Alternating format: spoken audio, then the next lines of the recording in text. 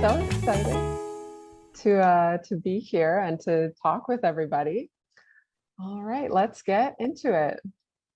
Hi, my name's Jackie. I create and design crafts for the Felt Store, a felt manufacturing and retail store in Mississauga.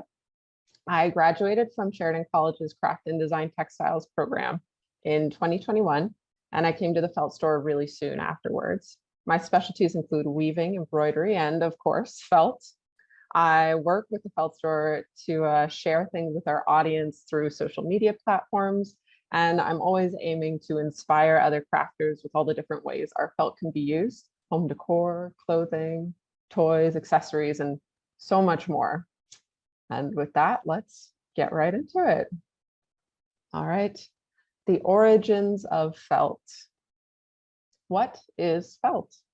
Felt is a non-woven fabric, which makes it pretty different from most fabrics that you'll come into contact with on a daily basis. So instead of having threads that will go on a warp and a weft, so you'd see a cross pattern or maybe a diamond pattern, it's just fibers that get all tangled up together and create a sheet of material. Mostly felt is made from wool fibers from sheep or goats. It can also be made with synthetic fibers. It's really tough and sturdy, and it can be as thick or as thin as you want. How is felt made? Heat plus moisture plus friction usually is the perfect recipe for felt, or you can also mat it with a special needle called needle felting. So underneath a microscope, fibers like cotton or silk are super smooth and neat. Wool fibers, on the other hand, as you can see in the picture in the right-hand corner, are covered with tiny itsy bitsy scales that go all along the fiber. Because of these microscopic scales, we can make felt. When you rub wool or hair between your palms, the tiny scales on each fiber grab onto each other and tangle, easily creating material that doesn't need to be spun or made into yarn and then woven. Of course, these scales are also why yarn is so wonderful for knitting. Felt is known as one of the first textiles humans made. We've been turning felt or wool into felt for over 4,000 years, probably even longer. Of course, we've gotten pretty good at it and we've perfected how we do it. So for wet felting, which you can see on the very left, wisps of wool are pulled from a larger piece, laid out into the shape you want, and then more wisps are layered and layered and layered until the felt is the thickness that you want it to be. Then you add in some warm water, a little bit of natural soap, and start rubbing the pieces together to tangle all of it together. Wet felters will use textured plastic sheets, bamboo mats, screen netting to increase the friction on the wool so that it felts faster and tighter. Wet felting takes a lot of time and a lot of strength to do because wool shrinks as it's heated and exposed to water. So you have to work on a large scale to create finished pieces. Of course, needle felting is a little different, as you can see the picture in the middle with the little goat. Needle felting needles are special kinds of needles that have small divots along the needle. The divots are cut upwards so that when the needle is stabbed into the wool, it catches the fibers and tangles them all together, very similar to wet felting, but without the moisture and without the heat. Where did felt come from? Now, of course, felt can really be found all over the world, but the historical records that we have that are dating back those 4,000 years are usually from nomadic tribes in Central Asia, Mongolia, Tibet, Kazakhstan. The high mountains and flat plains can reach temperatures well below freezing, so they really needed a material that could insulate and last a long time. The oldest samples were found in Mongolia in tombs protected by the elements and preserved from oxygen. Because felt is an organic material, which means it comes from nature, it's really hard to find old felt. The felt itself will just disintegrate over time. But we know how important felt was to nomadic groups who live in areas with all those temperature fluctuations. Stories and written records dating back to 600 AD and earlier mention use of felt by nomadic people and the artisans and makers of fine Persian felt. Because of felt's ability to keep you warm and dry in the winter and cool in the summer, it was great for these different types of people. Let me see, sheep and goats are grazing and herd animals. They're the oldest domesticated farm animal, coming right after dogs. Humans and wool producing animals have always lived beside each other. Humans and dogs keep the herd safe, and in return, the herd gives wool, milk, and meat. Without sheep, goats, and many other wool producers, humans would have had a much harder time trying to survive. Because these animals graze, which means they eat grass and plants, they need to keep moving or they run out of things to eat. So they're also less picky than cows. Sheep and goats will eat pretty much anything they come across. Since these animals moved around so much in search of food, so did the people who relied on them. Wool producing animals are found all over the world. Apart from sheep and goats, there's camels, llamas, alpacas, and vicuñas. We've also got historical records of dogs producing wool. And even today, we used Angora rabbits to create a really fine, silky wool.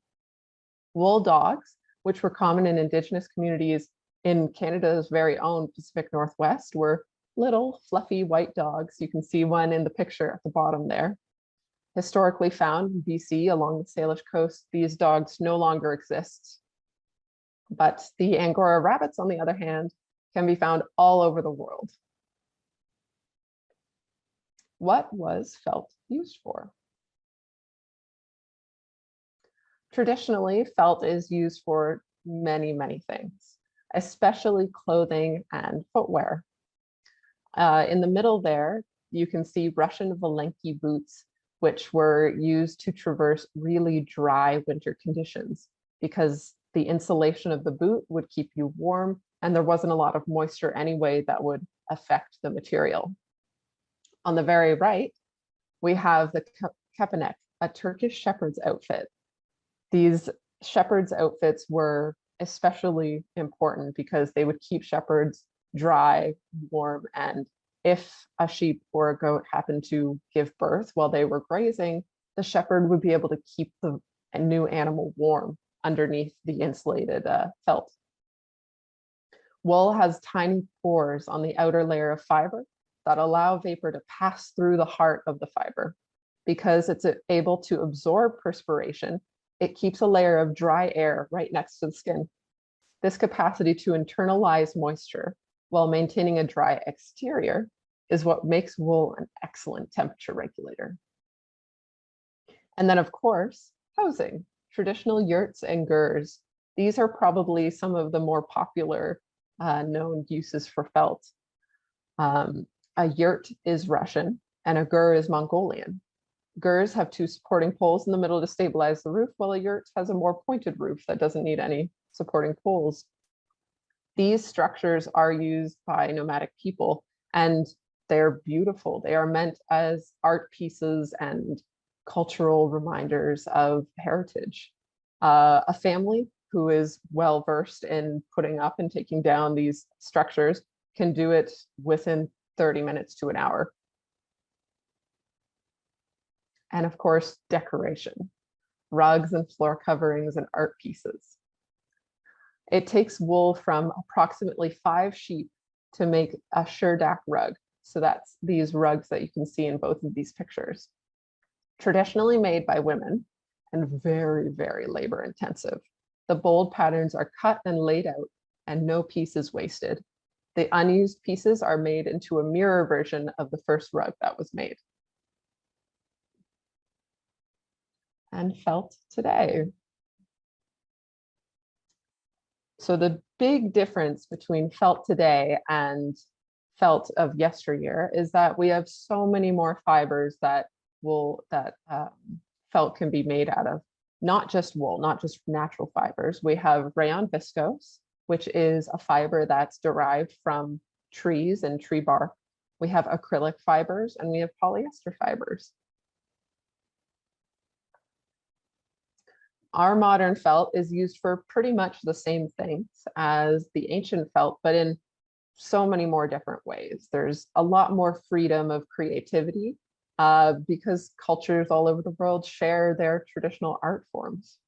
So we use it for clothing, decoration, and especially soundproofing is one of the big places that you'll see modern felt. The porous and soft surface materials like felt contribute to the sound absorption. Harder felt reflects sound and creates echoes. Of course, it's also used for toys and dolls and art. On the very left, we have a form of doll that was very popular in the 18th century called a Lenzi doll. You can still find these dolls around today. The entire doll, except for the hair, is made from pressed felt. So a form of a head would have been made, and then felt would have been placed over the form and heated until it took that shape. And then all the details were painted on. Of course, there's also sheet felt used in embroidery crafts like the picture in the middle, and needle felting on the very right. Industrial felt. Industrial felt is everywhere. You hardly ever see it, but it is all around you. It's used primarily in automotive and aerospace industries. So in any car you see, or any bus or any train, there are felt pads creating protection against vibrations, wicking oil, and even in the filters of the cars and in your house. Of course, filters are not just for air quality. One of our big products that we have are maple syrup filters, traditionally used by the French Canadians, were wool filters, where it would get out all the little bits of tree sap, and then it would be boiled down into delicious, delicious maple syrup. And you can even use industrial felt in gardening, where it's used to protect the soil and wick moisture into it, or even keep weeds from growing. And industrial felt can be as thick as 4 inches and hard as stone. So it's really got a huge variety of things that it can be used for. And now let's talk about the felt store. Meet the felt store. We're a one-stop shop for felt materials and products online. We're proudly Canadian and family owned, and there's a real person behind every material we offer.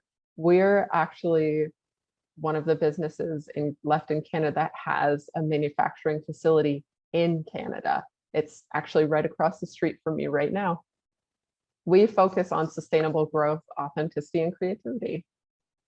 And of course, our history. So the Felt Store is the retail branch of Brand Felt. And the Brand family has been making felt for over 100 years. In Canada, we started with industrial felt, but before Carl Brand came over, he worked in Germany to create all kinds of felt. Let me see. He settled in Toronto, and a small manufacturing plant was established, which grew into these great businesses that are here. And if you ever want to visit, we have a beautiful showroom that you can come see. And now I'm actually going to switch over to a different camera so that I can show you our actual felts and show you how they feel. Well, not how they feel, but how they react when people are touching them, how they cut, and how they react with water. So I'm just going to stop sharing my screen, and I'm going to go on to different. Here we go. Perfect. So we've got all kinds of felt. As you can see, we have our craft felts, which I'll go over, and even some of our thick designer felts. So you can see that this is quite a thick felt here, 100% wool, a little bit thicker or thinner version. And let's see. So we're going to start with some craft felt. So this is our acrylic felt. It's very fluffy and it's very stretchy. Unfortunately, it doesn't come back into shape, but it's great for kids' crafts, for learning to sew. Because it's not a woven fabric, it means that you can make mistakes with a needle and they'll just heal right over. So let's see. So because this is an acrylic, a synthetic material, it doesn't repel water, but it absorbs it. It's still a felt, so it sits on the surface for a little bit, but then it goes into the felt. A little different than how wool felt will react, which we'll see in a little bit.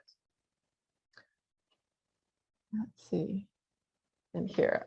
So the best way that we recommend to cut felt is always with a rotary cutter.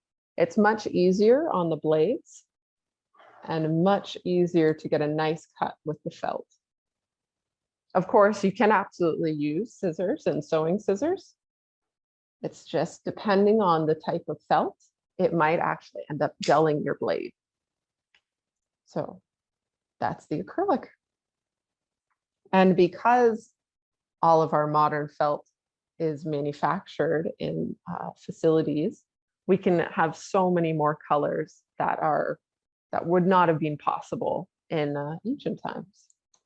So this is our rayon viscose. This is made from wood fibers put through a chemical process that creates small fibers that can be felted or spun into thread.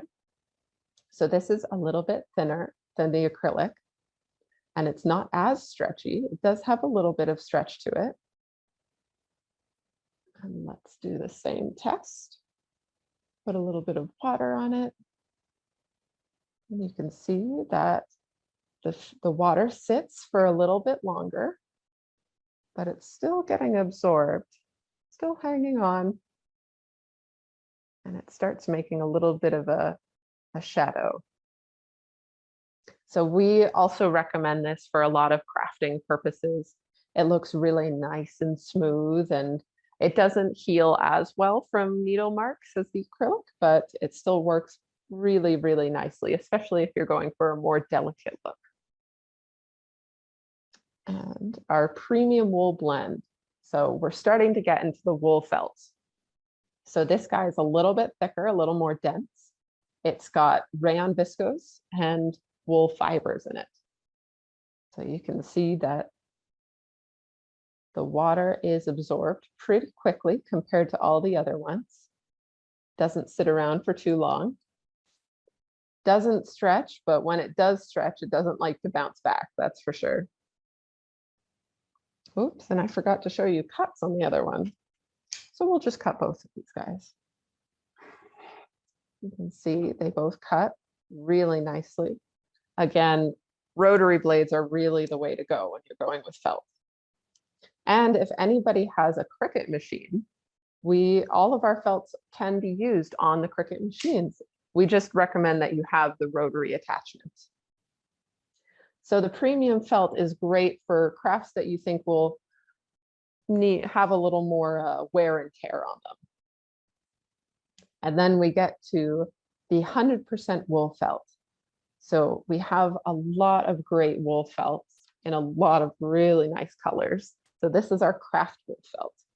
And I think this is always so cool. The water will just sit right on top of it because wool is hydrophobic. So it just rolls right off and doesn't absorb for a long, long time. That's why everybody used to have shawls made out of wool, whether it was yarn that was knitted or woven, or even felt like the shepherd's outfit. Felt will make sure that it keeps you dry. And now we have our bigger, oops, once again, sorry guys, I forgot to show you. What I really like about the 100% wool is you can cut really, really small pieces and they won't fluff up. They'll just stay really nice and small and delicate. And now for our thicker stuff. So the same properties apply. Water will just completely roll right off of it. This will keep you really warm. If you ever want to make a beautiful pea coat, we always recommend our 3mm. It's great to sew. Most sewing machines can handle it. Now this stuff, you want to get a nice rotary cutter. or some really sharp sewing scissors. It takes a little more effort to cut through, but it cuts just as nicely. And very little stretch with these guys. They won't move around or shift on you at all. And of course, our thickest 100% wool designer felt is 5 millimeters thick, and it comes in lots of different colors. And this stuff is a little harder to find a craft reason for, but you can use it for all kinds of stuff, coasters, jewelry. I actually had a professor who used to make felt jewelry out of 100% wool. And I always thought that was really, really beautiful. Now this stuff takes quite a bit more effort to cut through, but it maintains its shape. It'll never pull out of shape, that's for sure. I've actually made dog toys out of these as well, and they have held up for years. The nice thing about 100% wool is that it's also antifungal and antibacterial. So it can sit for a long time in different places and not get any kind of mold growing in it. And that's it for the videos. Let's see, I'm just going to remove the spotlight. Here we go. I'm going to spotlight myself. And let's see, I'm just going to share my screen again because, let's see, I wanted to just say, there we go. If anybody has any questions, that I am very excited to answer anything. Let's see. Let me pull up chat. And then as we're answering questions, I'm just going to leave this up on the screen. A discount code for anybody who'd like to see what we've got going on. Yes, so 100% wool is susceptible to moths. We do not do any treatments on our felts. We try really hard to stay away from harsh chemicals that might end up creating trouble for people in the future. Most of our dyes are actually vegetable-based dyes. But for moths, my mom always taught me that we put our wools into cedar-lined closets or chests, and moths will actually be repelled by cedar. Even if you put cedar lining in drawers, that should be enough to keep them away. And actually, yes, I do have some samples. Thank you for reminding me. Let's see. Okay, so here's one made with rayon viscose. She's a little finger puppet. It embroiders beautifully. It's rayon viscose and premium are some of my favorite ones to embroider on. And as you can see, you can get some pretty small details in there. And here's a bookmark that I made for one of my friends. Super, super nice. And all of our felts take really well to craft glues as well. Let's see. A little monster book indicator. I like using beads on the felt as well. Beads and sequins and all kinds of stuff. And then this one's using our 100% wool and some of our thicker felt. So I shaved down the edges of the thicker felt and tacked it down with some stitches, and then made a little 3D cauldron with some beading on the edge.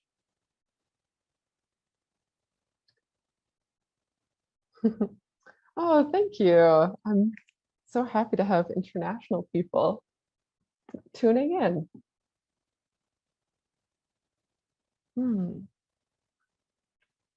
Yeah, the process that felt has to go to be able to be turned into felt and into needle felting material is very interesting. There are tons and tons of really impressive machinery that is used in those processes.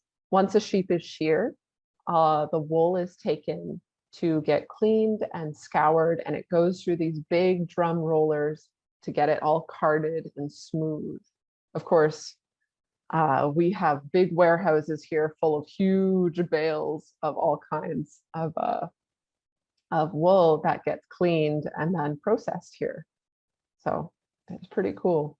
If you guys are ever interested in sheep shearing videos, I think we've definitely passed sheep shearing season, but I believe that's around springtime, and I think once more during the year. And then certain animals, like, let me see, like Angora rabbits, they won't be sheared, they'll be plucked. Oh, use myrtle and eucalyptus to clean them.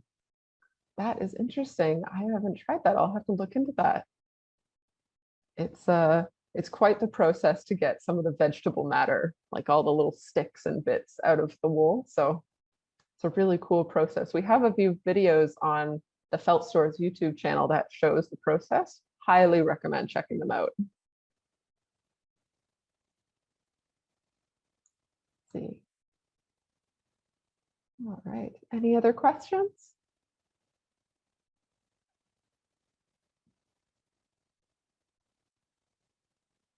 Well, if not, that's all good. I'm very happy to just keep talking about felts and about the Felt Store. We're a pretty cool Canadian company. We actually just came out with some carded wools. So for the needle felters in the audience, we don't have colors, but if you're looking for that core wool to start your shapes, we've got tons of that. No problem.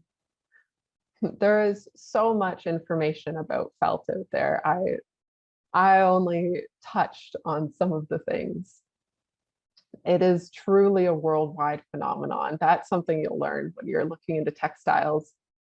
Everybody in the world uses them, and everybody has found a way to create their own version of it. I mean, South America with the vicuña are amazing. They're wild animals that are left to roam for the majority of the year, and then they're corralled once a year and shorn and then released back into the wild.